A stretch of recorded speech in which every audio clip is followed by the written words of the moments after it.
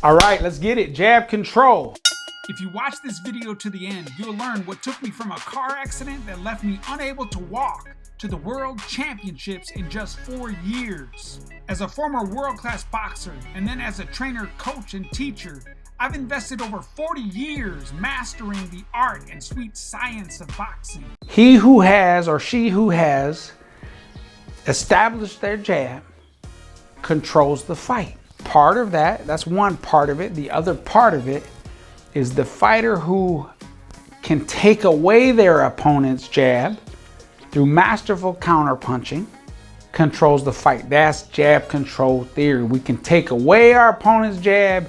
Now they can't set you up for their power shots or their punching combinations. They can't set you up, right? They can't, if you do not allow them to establish their jab, they can't do that. They cannot set you up. They can't set you up for those big power shots. It's hard for them to close the gap like that, right? It's hard for them to get inside if they're an inside fighter, pressure fighter. Taking away an opponent's jab is, they're like a fish out of water then you take away their jab.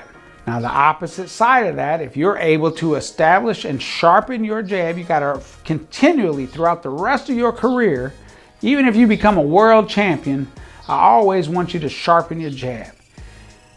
No telegraph in any way. We sharpen that jab, we're able to establish it. It makes us really difficult to deal with because we dictate the pace of the fight, right? We fight behind a feint and a left jab, and we're not getting into the feint right now on these beginning fundamentals, but you're gonna learn how to feint and get a really sharp feint. There's multiple ways to feint on different punches, but right now, back to jab control theory, you want to establish your jab. It's like this. On the defensive side of it, imagine your opponent is like a fan, their combination. Imagine a fan. Let's use this analogy. Imagine this fan coming at you.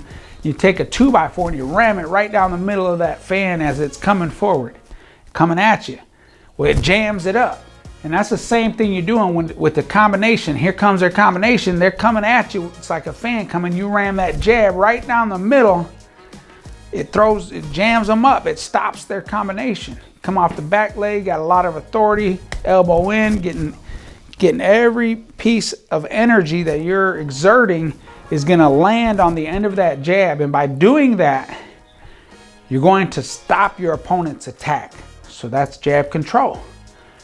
You're learning how to stop their attack.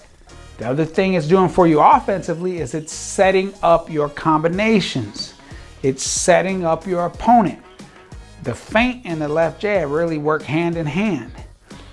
Like I said, we're not going to get into the feint so much here, but the jab part of it, we're going to really work on sharpening your jab throughout this whole training camp. But when you got a feint and a left jab, now we can set this opponent up. We can see how they react to our jab, and then we could feint and set them up for different power shots, different combinations. So that's jab control. The other part, like I said, is taking away their jab. We're going to get into that in Defense 101. So we'll get into that over there.